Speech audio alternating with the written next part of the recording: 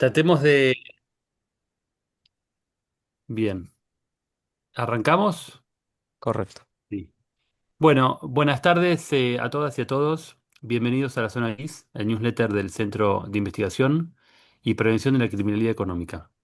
Hoy nos acompaña el fiscal José Domingo Pérez. José Domingo Pérez es un fiscal muy importante del Perú, uno de los principales referentes del Ministerio Público de ese país, en especial referente para la investigación y persecución de casos de alta complejidad en materia política y empresarial. Integró los equipos especializados de la investigación del caso Odebrecht en Perú y también otros equipos de investigación y lideró equipos de investigación y de litigio para casos muy complejos y de alto nivel político. Fundamentalmente investigaciones contra expresidentes, altos funcionarios y personas relevantes del mundo económico. El avance de estas investigaciones vinculadas con financiamiento ilícito, corrupción pública, lavado de dinero, le generó enfrentar distintos cuestionamientos, procesos disciplinarios y acciones diversas destinadas a provocar su remoción como autoridad o como funcionario del Ministerio Público. Todos estos embates hablan de un elemento central de esta época que es la independencia y la integridad de un organismo tan importante para la legalidad y para la democracia en todos los países de la región como es justamente la fuerza del Ministerio Público como garante de la persecución penal. Sobre este tema y otros vamos a conversar hoy en el newsletter, así que bienvenido José, un gusto tenerte con nosotros y vamos a empezar con una ronda de preguntas. Gracias, Pedro, y quedo atento a las preguntas. José, un gusto tenerte con nosotros. En, Fernando, un en gusto. primer orden, queríamos conocer tu opinión y tu experiencia sobre quiénes son actualmente en el Perú los principales protagonistas del crimen organizado y cuáles son las principales transformaciones o las transformaciones más relevantes que has notado en los últimos años, ya sean en su composición, en su estructura, en su forma de expresarse, digamos, en su actividad delictiva. Bueno, lo que ha pasado en nuestro país es una suerte de lo que viene ocurriendo en diversos países que colindan con el Perú. Es decir, las economías ilegales van lamentablemente fortaleciéndose, van ingresando al aparato público a través del financiamiento de las campañas políticas y que los intereses de quienes tienen el poder público responden más a satisfacer esas demandas de esta economía ilegal que a dar sostenibilidad de políticas públicas en beneficio de la sociedad. Si tú me pides una comparación de lo que ocurre actualmente en mi país, de lo que mi país pudo afrontar en diversas situaciones frente a la gran criminalidad, me queda claro que es un gran retroceso. Actualmente mi país ha dado diversas leyes que la opinión pública peruana ya las conoce o ya las califica como leyes pro crimen porque terminan favoreciendo a la criminalidad. Es decir, ha habido un retroceso de tal magnitud que actualmente autoridades del sistema de justicia que habían sido destituidas hace algunos años por faltas muy graves y evidentes, han retornado al control institucional a partir de procesos constitucionales muy cuestionados. Les voy a poner mi caso. Yo soy un fiscal de carrera y que lamentablemente cuando ha regresado el fiscal general de mi país o un fiscal que luego ha asumido el cargo de fiscal general de manera interina, porque a través de un proceso parlamentario se destituyó o inhabilitó a quien era la fiscal general, Delia Espinosa. Bueno, este fiscal general, Tomás Gálvez, destituido y que ha retornado, pues él decide desactivar grupos de trabajo que se encargaban a diversas investigaciones que eran emblemáticas para mi país. Uno de ellos es el caso Lavajato, al cual yo me estaba abocando y actualmente me encuentro suspendido. por una medida disciplinaria. Es decir, solamente exponiendo mi caso, podemos ver cómo ya las instituciones no responden a esa necesidad de atender las demandas sociales, sino por el contrario, a satisfacer estos apetitos de estos grupos que terminan controlando el poder y que ven en las economías ilegales una fuente de financiamiento de sus actividades. José, tengo una consulta con relación a esto último. Quisiera saber cuáles son esas leyes que vos mencionás como pro delincuencia o pro facilitadoras de la corrupción y del crimen económico en el país. A ver, mira, Pedro, desde el 23 hasta la fecha, el Congreso de la República, que es unicameral en mi país, ha dado diversas leyes en diversos aspectos que han afectado cómo el sistema de justicia afrontaba el problema de la criminalidad. Los afectados, obviamente, hemos sido tanto jueces como fiscales, que desde el ámbito de nuestra competencia hemos visto restringidas algunas funciones o facultades que teníamos. Por ejemplo, en un proceso o un modelo acusatorio en el que la fiscalía era quien se encargaba de la investigación, ahora también se ordenó a través de una ley que la policía se encargara de la dirección de una etapa de la investigación, es decir, la investigación preliminar.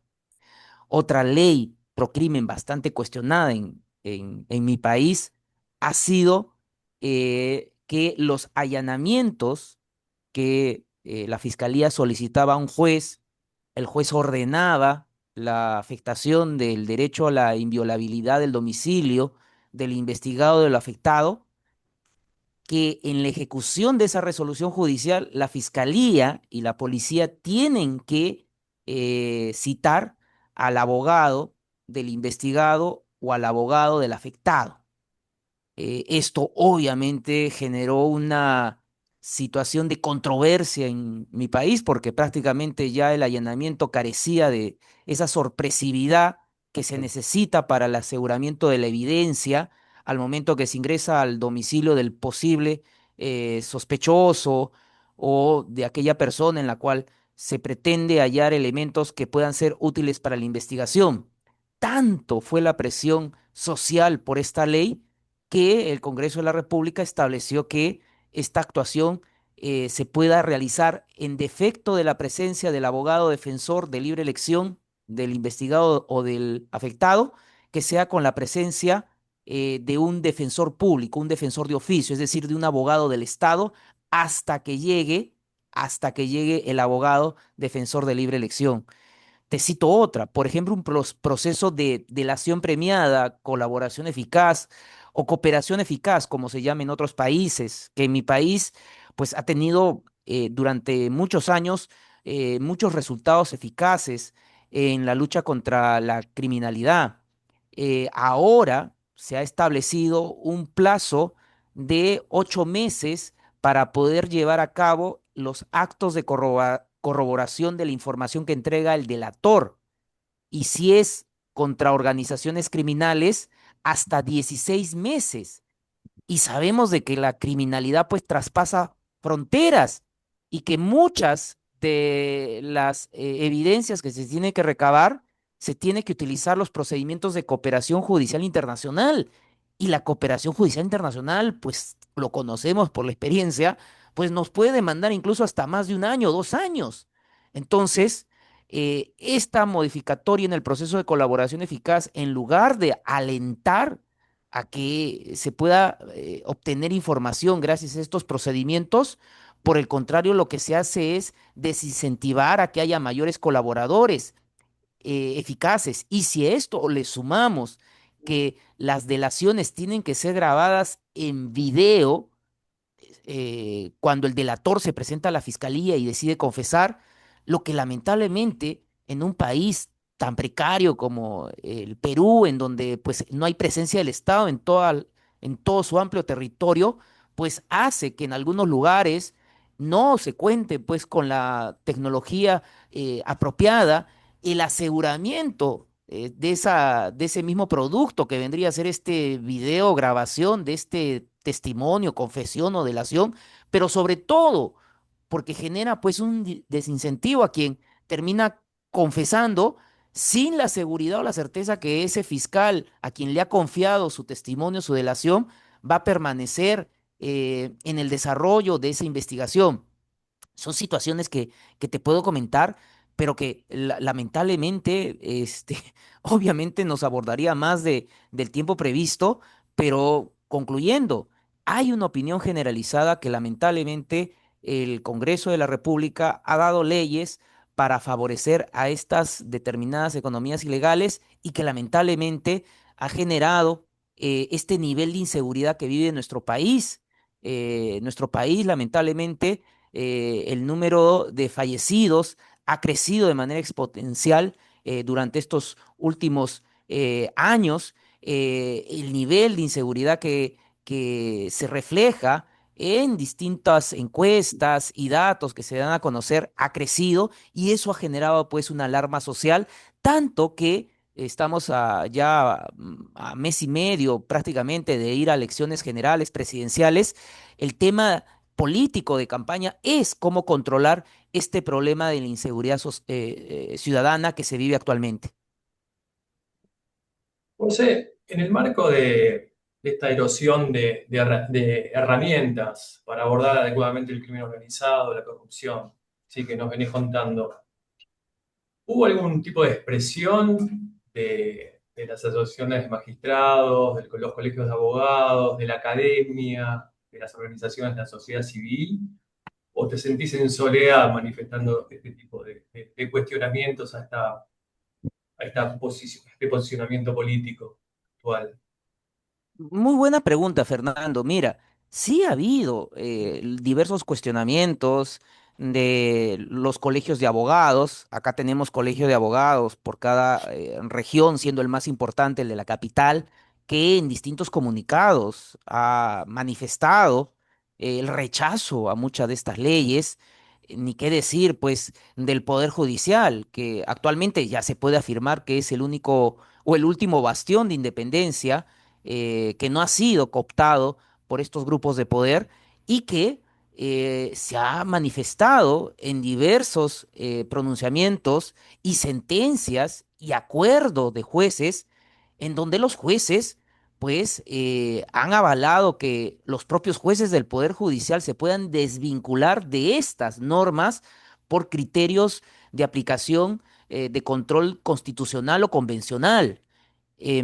Lamentablemente, mi institución, la Fiscalía, en la que he sido pues suspendido, castigado, en esta coyuntura en la que tenemos un nuevo fiscal general, lamentablemente pues no tiene mayor expresión de crítica, pero la gestión anterior a él, es decir, la que estuvo conduciendo los destinos de la institución durante estos últimos años, continuamente ha estado manifestando su preocupación y dentro de sus facultades constitucionales presentando em, acciones de inconstitucionalidad a estas leyes, pero que lamentablemente tenemos un tribunal constitucional que es el ente de control constitucional de las leyes, que también forma parte de esto que se conoce como un pacto de gobierno que rechaza cualquier acción que tenga como destino cuestionar la constitucionalidad de estas leyes.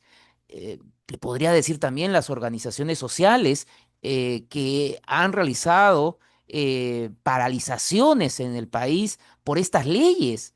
A ver, el nivel de inseguridad que se vive en mi país y se ha vivido ha tenido diversos picos. Un pico muy alto fue cuando la extorsión comenzó a afectar a orquestas musicales. A ver, te lo voy a graficar con términos bastante sencillos.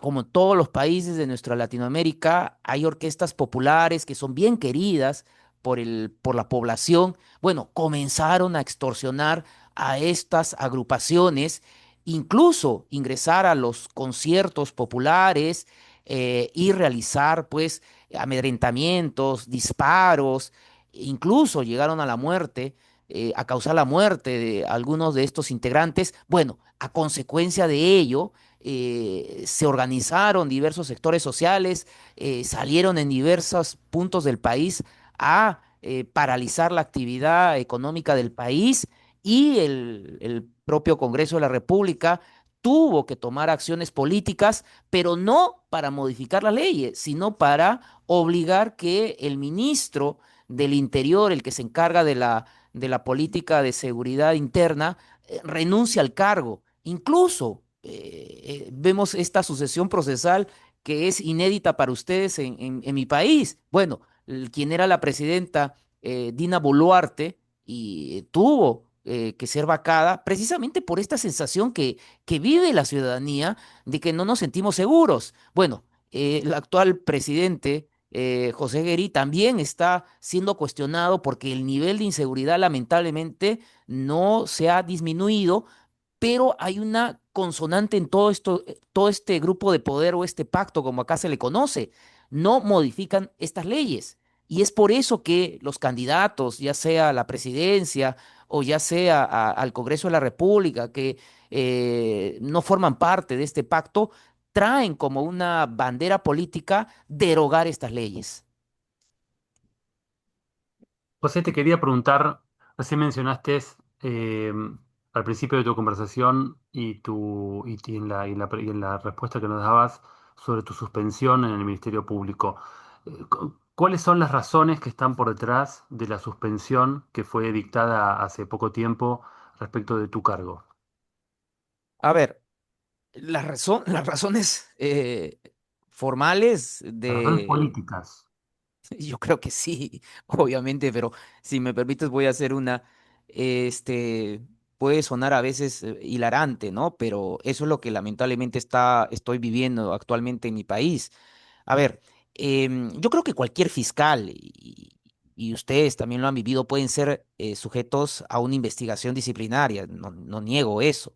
Em, pero la oportunidad, es decir, yo estaba llevando a cabo el proceso contra la señora Keiko Fujimori, que representa la primera fuerza política actualmente en el país y de quien se dice que controla las decisiones de este pacto de gobierno. Bueno, lamentablemente, el Tribunal Constitucional de mi país, que fue conformado por el Congreso de la República de este pacto, decidió anular el juzgamiento, es decir, en pleno desarrollo del juicio oral, decisiones del Tribunal Constitucional hicieron de que el proceso sea anulado. Como consecuencia de ello, la autoridad disciplinaria de la Fiscalía me abre investigaciones. Pero esa no ha sido la razón por la que me suspende. La razón ocurre inmediatamente después de que el fiscal general, Tomás Gálvez, fiscal de la Nación o general de mi país, interino, desactiva los diversos equipos especiales. Los equipos especiales son grupos de fiscales dedicados exclusivamente a ver determinados casos. Uno de ellos, el caso Lavajato, del cual yo formaba parte. Desactivado el 6 de enero, el equipo especial, el 13 de enero, es decir, una semana después, me notifican la suspensión de mi cargo, una suspensión preventiva a modo de una medida cautelar. ¿Y cuál es la razón? La razón es que recogen de las redes sociales una entrevista que le doy a un portal digital en la que me preguntan acerca de lo que fue el juzgamiento del expresidente Pedro Castillo. El presidente Pedro Castillo, presidente hasta el año 2022 en mi país, fue vacado. eh, y señalo, desde el punto de vista académico, y además porque también soy docente de Derecho en algunas universidades de mi país, de que comparando este juicio oral del profesor Pedro Castillo con otros juicios a expresidentes, no me parecía que había sido regular ni justo. ¿Y con qué autoridad lo digo? Con la autoridad que también yo he logrado llevar juicios orales y condenas a expresidentes. El caso del expresidente Alejandro Toledo, por citar uno de ellos. Bueno, en redes se viraliza un extremo o un extracto de esa entrevista, esa respuesta que brindo, y la autoridad disciplinaria, en esta coyuntura de desactivación de los equipos especiales, me suspende 6 meses del cargo, señalando de que soy un peligro para la imagen de la fiscalía, que no tengo, lamentablemente, según a criterio de ellos, una buena imagen que brindar a la sociedad en el rol que cumplo, y que por lo tanto tiene que suspenderse preventivamente en este proceso disciplinario que les he comentado. Es decir, como sucede en todo país, en donde se dice que se respeta un Estado de Derecho, en el Perú, la constitución política de mi país establece un derecho a la crítica de las resoluciones judiciales. Bueno, la posición que yo manifesté había sido eminentemente académica, y que miren, no es discrepante con ciertos juristas en mi país que también opinan lo mismo. Pero bueno, dentro de esta especie de dictadura de ideas, de opinión o de pensamiento que lamentablemente se vive en la fiscalía de mi país, pues eso ha llevado a la autoridad disciplinaria a suspenderme preventivamente del cargo, decisión que obviamente yo he impugnado y que estoy a la espera que se pueda resolver. Vos mencionaste algunos casos realmente exitosos en cuanto a las causas judiciales en las que interveniste como fiscal. ¿Cuáles a tu juicio las herramientas y las estrategias más eficaces para abordar una investigación de corrupción pública de alto nivel o de alto impacto? ¡Wow!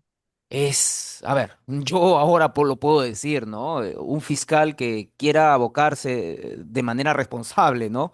A esta clase de casos, tiene que saber que el nivel de riesgos que va a correr es muy alto. Entonces, más allá, obviamente, de las estrategias de investigación que obviamente todos los fiscales la podemos conocer, ya sea por la teoría o por la práctica, lo que yo puedo afirmar con lo que he vivido es que tiene que haber un acompañamiento institucional.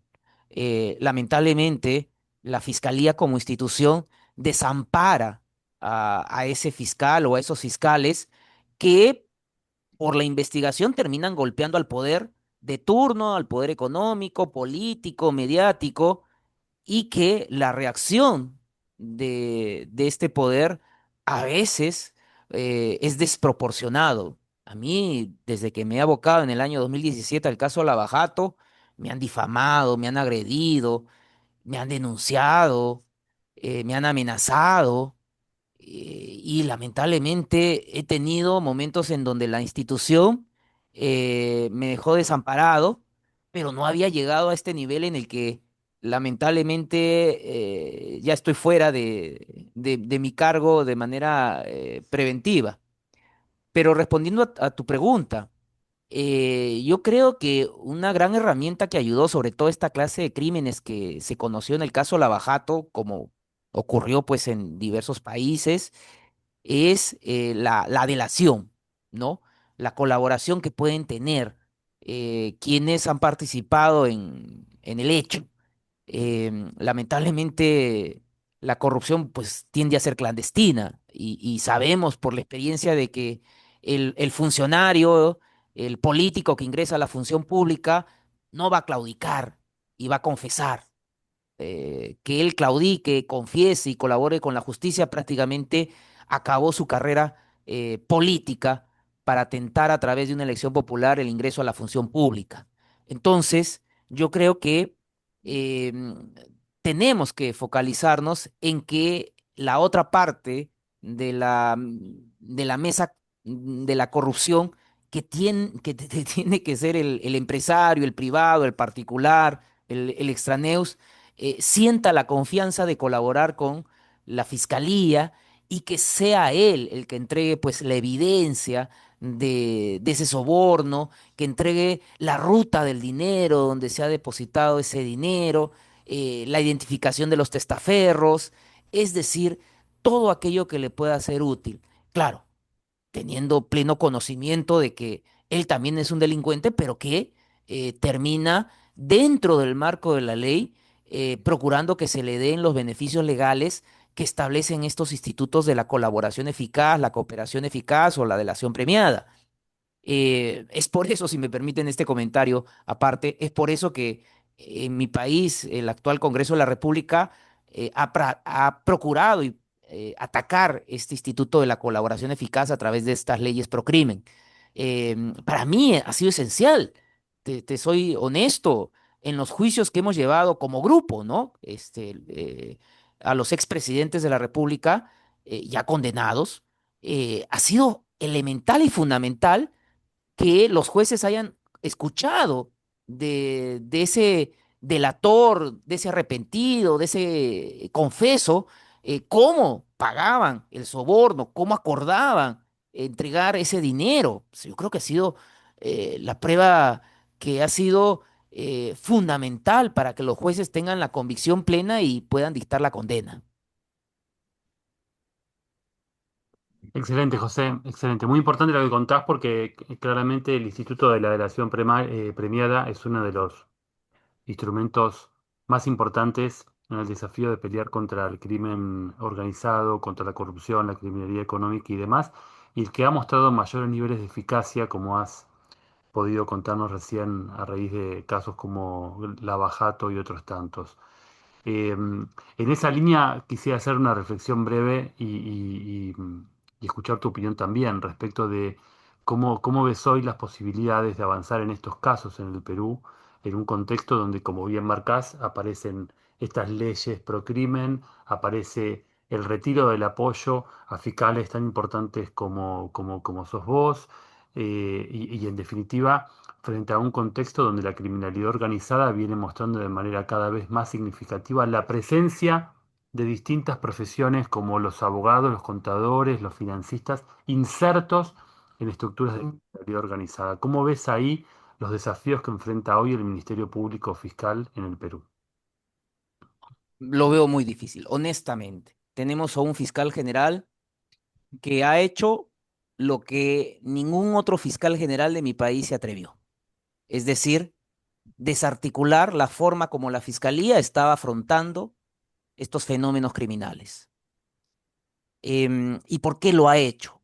Porque tiene ese consenso y apoyo político que no solamente se traduce en el Congreso de la República, sino que prácticamente ya se han copado diversas instituciones, excepto el Poder Judicial de mi país. ¿Qué es lo que pueden hacer los fiscales actualmente? Yo diría de que los fiscales tienen mucho temor a poder tomar acciones eh, de dureza, es decir, de cara a tomar decisiones firmes para poder investigar denuncias que en mi país los medios de comunicación están dando a conocer. Les pongo un ejemplo sencillo. Em, Cuando se han investigado estos casos de gran corrupción que han involucrado sobre todo a los expresidentes, se han realizado allanamientos, se han realizado incautaciones, es decir, se ha demostrado que a través de estas actuaciones se ha podido asegurar la prueba, la evidencia que requiere la fiscalía. Sin embargo, hoy, ¿no? En la actualidad, hay varias denuncias de corrupción que están comprometiendo al régimen actual, es decir, al presidente José Gerí, que es quien sucedió a la presidenta Dina Boluarte. Pero la fiscalía, lamentablemente, ya no muestra esa fuerza. Por el contrario, ya no apreciamos acciones para asegurar documentos, para asegurar grabaciones, videos. Es decir, se nota que los fiscales de primera línea, los fiscales investigadores, ya sienten un poco de reparo o de temor a tomar estas acciones. Lamentablemente, eh, estas leyes pro crimen han terminado favoreciendo a un pequeño grupo de abogados que habían sido incluidos en investigaciones como parte de la estructura criminal que se había imputado dentro de las investigaciones. Algunos de ellos incluso con acusaciones pendientes. Em, pues, ¿qué es lo que ha ocurrido para que puedan entender la paradoja en la que nos encontramos? Uno de ellos, con acusación incluida, está postulando en estas elecciones que se vienen para ser decano del Colegio de Abogados, es decir, la primera autoridad del Colegio de Abogados. Y dentro de su plataforma de campaña para los abogados, él lo que propone como tema es que la Fiscalía ha abusado de sus facultades al catalogar que los abogados pueden formar o ser integrantes de estructuras criminales. Es decir, él trata a través de este ingreso a un gremio como de los abogados, tener ese soporte institucional que entendemos lo que busca es favorecer sus intereses. Es por eso que, y concluyo en relación a tu pregunta, es por eso que no tengo mucha esperanza en que la situación se pueda revertir desde las instituciones actualmente. Yo creo de que, sin entrar a un tema de política en mi país, el siguiente proceso electoral que se espera sea democrático pueda ser una suerte de cambio de timón de lo que está ocurriendo en mi país. Si no, lamentablemente vamos a entrar a un fenómeno de guatemalización idéntico, porque prácticamente no solamente es el ataque a operadores de justicia, sino también a la prensa y obviamente luego irán por diversos actores sociales que se oponen a las decisiones de este pacto de gobierno. Aclaro para quienes están escuchando que vos me corregirás, José Domingo, pero cuando hablas de guatemalización te estás refiriendo a los efectos que tuvo en aquel país la desarticulación de la CICIG y la gestión fundamentalmente que tuvo la fiscal Consuelo Porras, que actualmente ejerce el cargo. Entiendo que es así, cuyas consecuencias se han visto en el exilio de los fiscales más importantes del país, en muchos casos la detención también de fiscales y de investigadores y también de jueces de Guatemala. Correcto, Pedro, periodistas y que hasta hace poco también vimos de abogados, defensores de derechos humanos y que a pesar de que ingresó el gobierno de Bernardo Arévalo, no ha logrado revertir en gran medida todas estas desafortunadas acciones que se han tomado desde la Fiscalía de Consuelo Porras. Hagamos el equivalente, lo que es de la Fiscalía del Perú actualmente, hoy en día, es lo mismo que ha ocurrido hace muchos años, seguramente, en la Fiscalía con la gestión de Consuelo Porras. José, es muy importante lo que estás contando. En ese marco, una de las primeras reflexiones que me aparecen es lo que sucedía en Italia por los 90, cuando independientemente del gran avance de Cosa Nostra y del crimen organizado, había también un deterioro institucional que permitía ese tipo de avanzadas, ¿sí? Ello llevó más adelante, principalmente por el gran trabajo de Giovanni Falcone, a la firma, a la firma y a la creación de la Convención contra el Crimen Organizado, la Convención de Palermo. Y eso me trae a la reflexión eh, un tema particular. ¿Cuál es la reacción de la comunidad internacional, específicamente aquellos organismos que tienen que custodiar el debido cumplimiento de las convenciones de crimen organizado, de corrupción, de lavado de activos, ante este tan alto nivel de deterioro institucional y de ataque a quienes quieren investigar ese tipo de delitos en tu país?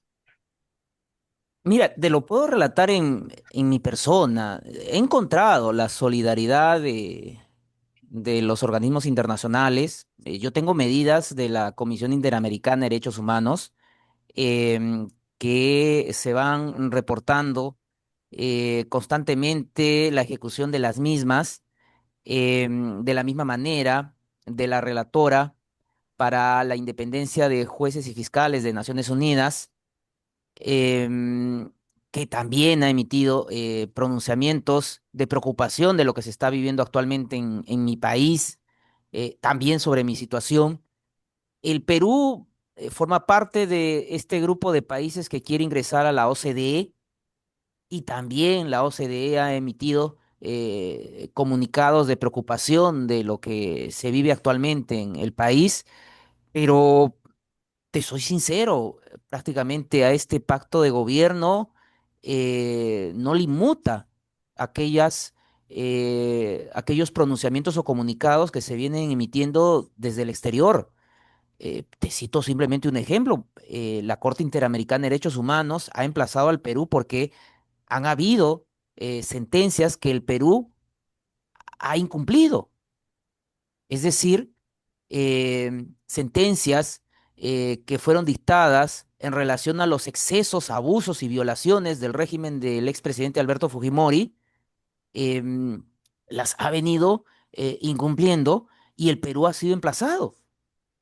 Actualmente, en el Perú han sacado una ley de amnistía tan similar a lo que ocurrió en los años 90 en la dictadura de Alberto Fujimori, y desde el legislativo, desde el Congreso de la República, los legisladores y sobre todo el presidente del Congreso llama la atención que los jueces no la apliquen. Es decir, los jueces, para que se den cuenta del nivel de resistencia que tienen los jueces en mi país, están inaplicando esa ley y otras leyes del Congreso de la República, y el presidente del Congreso les dice prevaricadores, los tilda de delincuentes, ingresa a las audiencias como en este foro, en este momento, de manera virtual, ingresa a las audiencias judiciales en donde se van a resolver esos casos, en donde han dado leyes para que esos casos de violaciones de derechos humanos se archiven.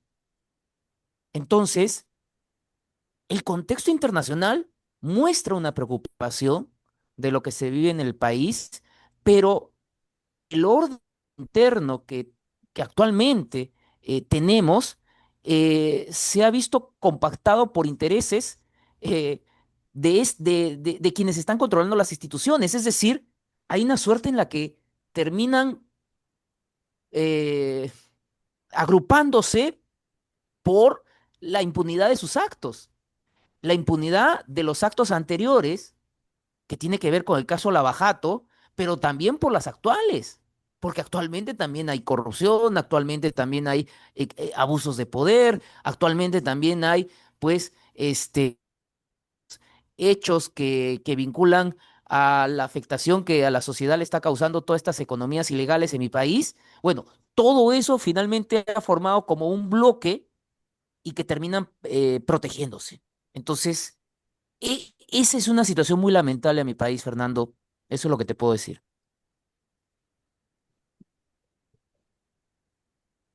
O sea, hace 10 o 15 años cuando se discutía corrupción en América Latina, y tal vez el caso que más mostraba algo distinto en ese sentido era el caso de los Vladivideos, ¿no? Pero cuando se discutía conceptualmente corrupción, se solían dar ejemplos del estilo, es el pago de una coima a un policía, el pago de una coima para conseguir un contrato, para desviar una decisión política o una decisión administrativa y demás. Pero por lo que estás contando, y esto es algo que estamos viendo cada vez más en la región, la corrupción no es solamente el pago de una coima, es un sistema organizado, montado, fluido, muy estable, que tiene capacidad de controlar de manera mafiosa la democracia y el conjunto de las instituciones.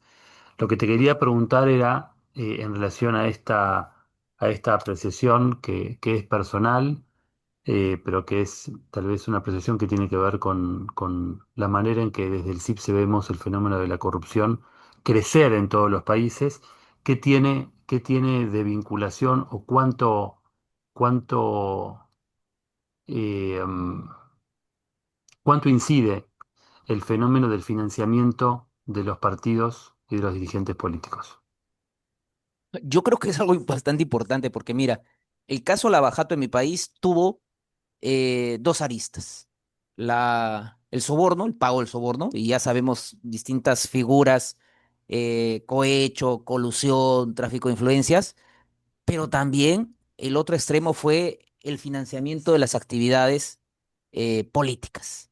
Y creo que el caso Odebrecht no solamente develó en mi país que Odebrecht pagaba las campañas políticas, sino que a partir de ahí se abrió todo un abanico de empresarios que financiaban también las campañas políticas, a pesar que la ley de partidos políticos del Perú lo prohibía, a pesar que la ley general de sociedades no lo permitía, y diversas normatividades de la especialidad restringían y prohibían que se pueda dar dinero a las actividades políticas. em, y para ello, pues, utilizaban mecanismos para falsear balances, estados financieros, declaraciones ante las entidades financieras, en fin. Em, pero, ¿qué es lo que ha permitido demostrar ello? Que yo creo, y esto como consecuencia de la investigación, que parte del problema de la corrupción viene también por el financiamiento que se están realizando a quienes pretenden llegar al aparato público a través de estos procesos electorales democráticos. En mi país, a partir del caso Lavagato, se han dado diversas leyes. Se estipuló, por ejemplo, el delito de financiamiento prohibido de partidos, ya como un delito autónomo al delito de lavado de activos. Luego se ha establecido en mi país que el Estado tiene que financiar las actividades de campaña de los distintos partidos políticos. Pero ya a partir del uso del dinero público también se ha generado el mal uso de ese dinero y ya hay denuncias, por ejemplo, de que en lugar de financiar la campaña publicitaria, lo que están haciendo algunos partidos políticos es apropiarse de ese dinero y no darle el destino que la ley señala. Es decir, creo que es parte de este problema, de este mecanismo de corrupción en la que terminas financiando al candidato y el candidato termina siendo rehén de ese financiador y las políticas y las acciones que termina realizando es para pagar esa deuda. Lo hemos demostrado en el caso Lavajato. Actualmente en el Perú, si este mecanismo se está siguiendo, se está llevando a cabo, pues eso no lo sabemos. No sé si más adelante se podrá, si es que se permite que las fiscalías puedan tener esta cierta independencia para cumplir su labor, pero desde ya, de que ya hay denuncias a puertas de un proceso electoral en mi país por mal uso de dinero en campañas electorales, ya se está dando. José, y en este marco, el rol de los medios de comunicación en general, los masivos, ¿cómo ha jugado? Teniendo en consideración que ya a nivel planetario el rol social y el rol público de los medios de comunicación ya está deteriorado porque se manejan obviamente con intereses económicos. Y en el caso puntual del Perú, ¿vos ves que existe ahí cierta confusión entre los intereses que representan los medios de comunicación y la voz que deberían tener ante este tipo de deterioros institucionales? Es decir, ¿cómo han jugado Es, en todo esto? es muy importante tu pregunta porque, a ver, lo voy a dividir en dos partes la respuesta. Lo que yo he investigado. El caso Lavajato demostró que diversos medios de comunicación tradicionales e importantes de mi país recibían literalmente maletines de dinero en efectivo. Maletines de dinero en efectivo que no se bancarizaba, que no se contabilizaba, que no pasaban por la gestión de algún tipo de control o auditoría. Eso ha quedado demostrado. Y es por eso que en esta campaña política que se investigó en el caso Lavajato, sobre todo la del año 2011 de mi país, hablar de un proceso en igualdad de condiciones o de oportunidades entre los diversos candidatos de diversas ideologías no se ha dado, ¿no? Porque ha habido dinero que ha ingresado de manera clandestina para favorecer a algunos en perjuicio de otros. Ahora, ¿qué ocurre actualmente en mi país? Y parece que se han dado cuenta de la importancia de los medios de comunicación para desequilibrar una balanza de oportunidades de quienes se están presentando en una contienda electoral. Los investigados, aunque pueda sonarles a ustedes un poco extraño, los investigados por graves delitos en mi país están comprando medios de comunicación. Hace algunos años compraron un medio de comunicación que tiene como razón social Willax y que a través de este medio, durante los últimos años, nos han atacado no solamente a los fiscales del caso Lavajato, sino también a la fiscalía, al Poder Judicial, nos han atacado de una manera miserable, disculpen el término, con mucha desinformación, con muchos bulos. Tan efectivo ha sido entiendo, esa estrategia de ataque, que otro investigado, también por graves delitos, ha comprado un medio de comunicación muy importante y muy tradicional en mi país, Americana Televisión, que a finales del año pasado hizo el gran anuncio de la adquisición de ese medio. Obviamente, ya la parrilla informativa está para satisfacer sus intereses y atacar, obviamente, a los adversarios que él considera considera que son sus adversarios. Y también han anunciado comprar otros medios de comunicación tradicionales. Si esto yo le sumo, por ejemplo, que en una conferencia, uno de estos abogados que defienden estos intereses poderosos a un grupo de empresarios, los incentivó a que financien, ¿no?, los medios digitales, porque él señalaba que en los medios digitales estaba ahora la atención, sobre todo de los sectores de la población más joven de mi país. Nos da cuenta de que pues tienen una preocupación de controlar la información pública, de sentar el mensaje en la opinión pública de quién es el malo y quién es el bueno. Yo he tenido que cargar el moto durante muchos títulos que me han indigado. A mí me han dicho desde corrupto, ladrón, traidor a la patria. Me han sometido a investigaciones penales, se han archivado prácticamente todas ellas, pero ya el barro, la mugre que me tiraron, pues es para determinados sectores sociales difícil de limpiar, ¿no? Porque consumen solamente esa clase de desinformación. Entonces, a tu pregunta, sí, pues juega un rol clave, no solamente en lo que tiene que ver, creo, la labor que he desempeñado, ¿no? Porque la fiscalía y el sistema de justicia pues tiene que informar sobre sus acciones, pero en un contexto en donde la verdad pueda haber una democrática difusión de la noticia y no solamente una parcialidad al momento de informar, ¿no? Creo que es importante poner atención en este tema que tú me planteas, Fernando. Muy impactante lo que contás, José. Cuando la legalidad es una ficción, cuando la libertad de prensa está bajo control de poderes económicos y cuando la democracia también queda bajo esquemas de captura institucional, la pregunta que me viene a la mente es eh, ¿cómo podemos pelear por una reconstrucción de la legalidad que nos permita ganar protagonismo y liderazgo en la pelea contra las mafias en América Latina? A ver, si me permiten, yo voy a ponerles tal vez mi caso, ¿no?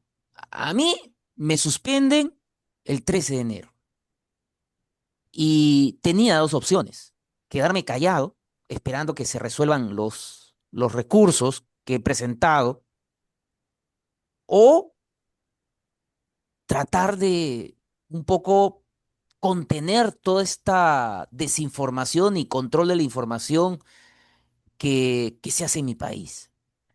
Y decidí un portal jurídico de estos que en mi país existen, un portal jurídico chiquito de YouTube, un canal de YouTube chiquito, tener un programa. Y a través de este programa, una vez a la semana, tratar de informar, tratar de dar datos objetivos, tratar de contrarrestar con explicación del por qué se han llevado a cabo investigaciones concluidas, del por qué desde la labor que a mí me ha correspondido se ha tenido determinadas acciones en casos, en casos que han concluido, que sobre todo son los casos Lavajato.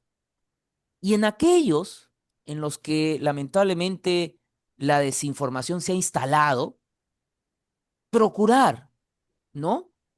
También poner otro punto de vista de lo que ha ocurrido en determinado caso. Es decir, que quienes nos vean, nos escuchen, tengan la posibilidad no solamente escuchar un lado de la información que, interesada en defender su posición, nos ha ido atacando a la fiscalía y a mí, sino que también darle desde el lado del fiscal ese otro lado de la información o de la visión sobre el caso. Es decir, esta suspensión de mi cargo, esta privación de mis derechos y obviamente también de mis deberes, me ha permitido realizar esta actividad que no es remunerada, educativa, yo lo anuncio siempre así, para que pueda estar presente, sobre todo en la sociedad.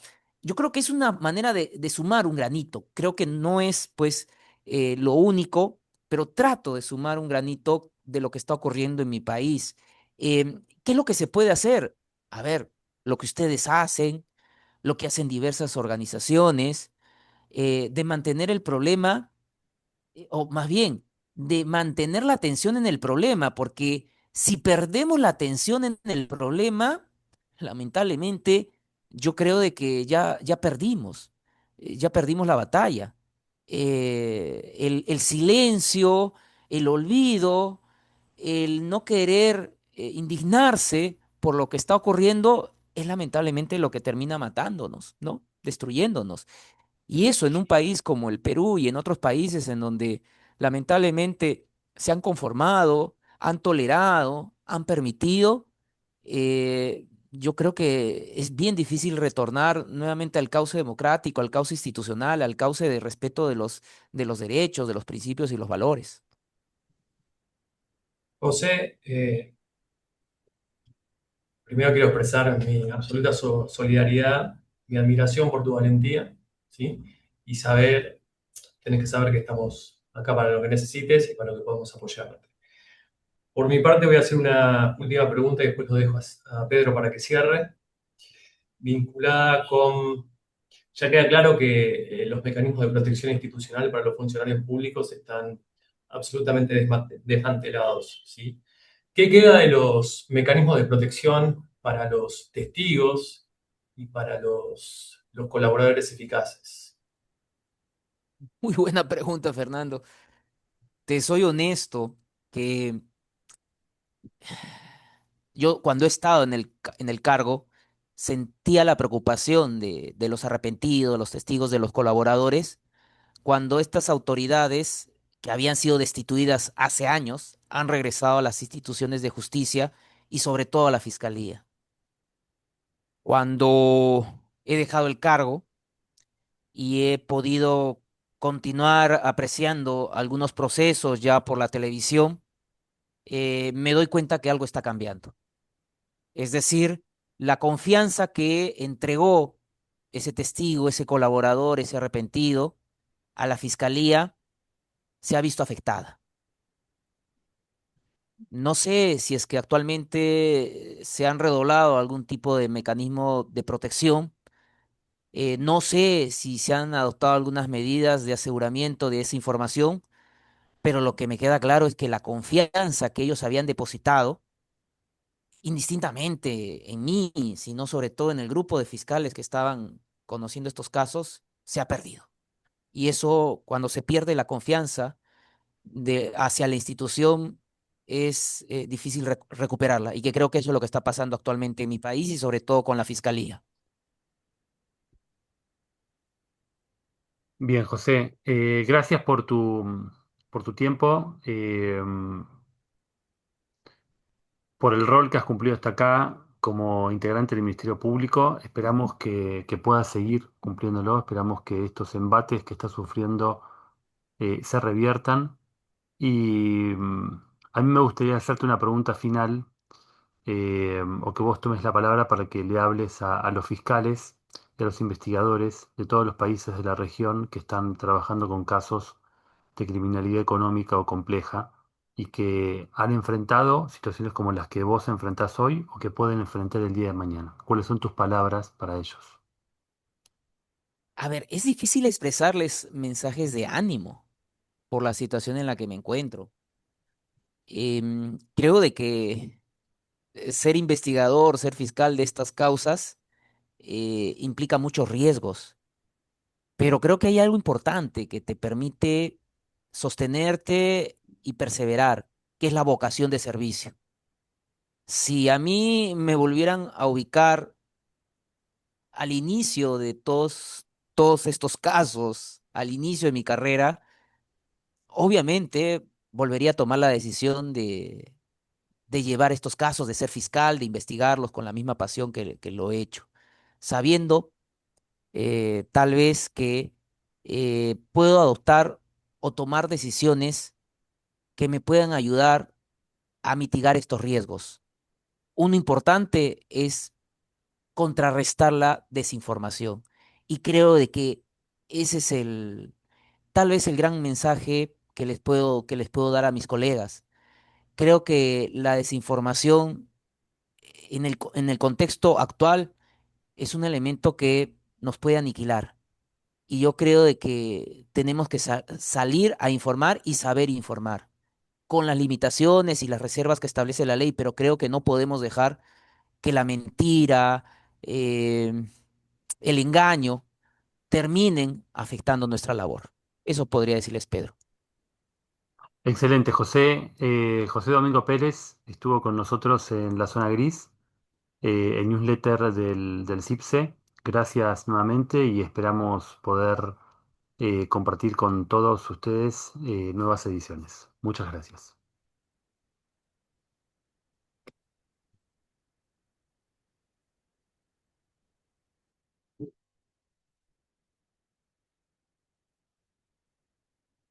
Ya, José.